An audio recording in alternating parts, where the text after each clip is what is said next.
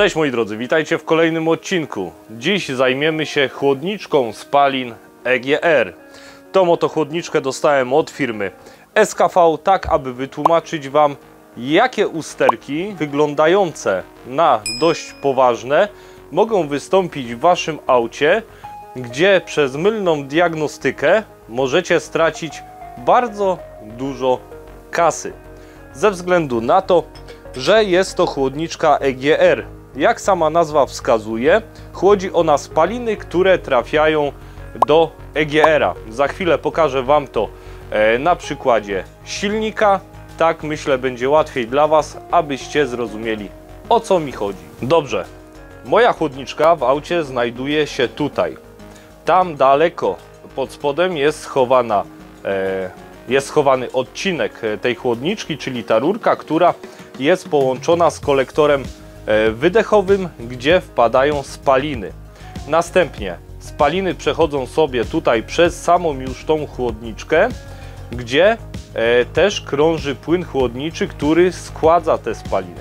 Jak możecie zobaczyć na mojej chłodniczce, która jest zamontowana, u góry mamy termostat. Również z drugiej strony chłodniczki od spodu też mamy miejsce, gdzie ten płyn krąży. Moi drodzy, czyli przez naszą chłodniczkę przechodzi płyn chłodniczy oraz przechodzą spaliny. Tutaj w tym miejscu jest zamontowana rurka, która już prowadzi nam same te spaliny do zaworu EGR. Teraz przenosimy się na drugi widok i już tłumaczę Wam, o co mi chodziło z tymi dość kosztownymi usterkami, które możemy odebrać dość mylnie, a będzie nas to trochę kosztowało, jeżeli tak się stanie. Dobrze, a więc tak, weźmy sobie teraz do ręki chłodniczkę, którą otrzymaliśmy i jeszcze raz prześledźmy, co w tej chłodnicy się dzieje. Tędy wpadają nam spaliny, które przez nią przelatują. W środku spaliny są schładzane za pomocą płynu chłodniczego, tak aby obniżyć ich temperaturę, która będzie wpadała do komory spalania. Więc to już samo może nam zasugerować dwie rzeczy. Moi drodzy, pierwsza opcja. Płyn chłodniczy nam się traci. Na co stawiamy? No pewnie w pierwszym momencie pomyślimy sobie, że jest spalany ze względu na to, że uszkodzeniu uległa uszczelka pod głowicą. Zawsze w takiej sytuacji należy sprawdzić chłodniczkę spalin EGR. Jak to można zrobić bardzo szybkim i tanim sposobem, bez jej wymiany? Demontujemy sobie termostat, samą rurkę, która zasila naszą chłodniczkę i rurkę powrotu musimy zmostkować. Wtedy najlepiej, aby te gorące spaliny nie dostawały się do naszej komory spalania, bo wtedy temperatura tam może być trochę wyższa, więc może to być niezdrowe dla naszego silnika. Powinniśmy z tej strony przy wydechu tą chłodniczkę zaślepić.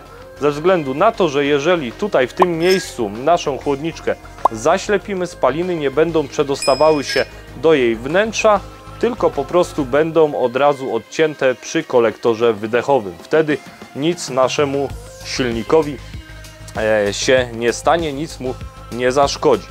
Moi drodzy, to jest jedno uszkodzenie, gdzie możemy wtedy wykluczyć, że nasza chłodniczka EGR jest nieszczelna, a płyn przedostaje się do komory spalania i wtedy mamy pewność, jeżeli wtedy płyn uzupełnimy, chłodniczkę mamy tak jakby ominiętą, zrobimy takie obejście, wtedy mamy pewność, że wina leżała po stronie chłodniczki, jeżeli ten płyn przestanie nam znikać. Kolejna usterka, ze względu na to, że spaliny przez tą chłodniczkę EGR przechodzą, może być taka, że po prostu te spaliny będą dostawały się do naszego płynu chłodniczego, w wyniku czego możemy zaobserwować takie zjawisko jak bomblujący płyn.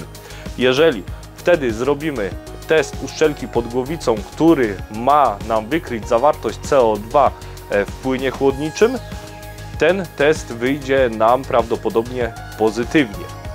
Dlatego, że wykryje, że w naszym układzie chłodzenia tak jakby są po prostu spaliny. Też w wyniku tego nasz układ chłodzenia może się zapowietrzać, czyli Spaliny, które dostają się do układu chłodzenia, będą powodowały to, że nasz płyn chłodniczy będzie miał dużo wyższą temperaturę, w wyniku czego może dojść do sytuacji, tak jak przy okazji uszkodzonego termostatu, że po prostu płyn będzie nam się gotował. Czyli będziemy widzieli, że niebezpiecznie temperatura silnika idzie w górę. Te wszystkie usterki, o których przed chwilą powiedziałem, mogą wystąpić właśnie przy okazji chłodniczki EGR, a my mylnie możemy stawiać na to, że faktycznemu uszkodzeniu uległa uszczelka pod głowicą. Niestety musicie sami przyznać, że wymiana uszczelki pod głowicą, a wymiana chłodniczki EGR jest to koszt, jakby to powiedzieć, nieporównywalny. Więc myślę, że taki odcinek Wam się przyda. Jak widzieliście, nie ma nic trudnego, jeżeli chodzi o wymianę taką chłodniczki EGR. Po prostu jest ona od strony wydechu przykręcona 2 śrubkami. Tu mamy jedną śrubkę, drugą, trzecią śrubkę, która nam podtrzymuje taki swego rodzaju stelaż. Tutaj montujemy termostat, od dołu wsuwamy i zaciskamy wężyk płynu chłodniczego. Tutaj montujemy rurkę, która idzie od zaworu EGR i tak naprawdę to wszystko.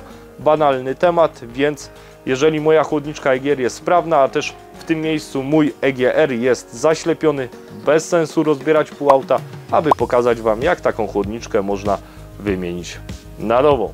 To wszystko, moi drodzy, w tym odcinku, więc jeżeli Wam się podobało, zostawcie lajka. Jeżeli jesteście nowi na moim kanale, zostawcie subskrypcję, dzwoneczek i widzimy się przy okazji kolejnego odcinka. Trzymajcie się, cześć!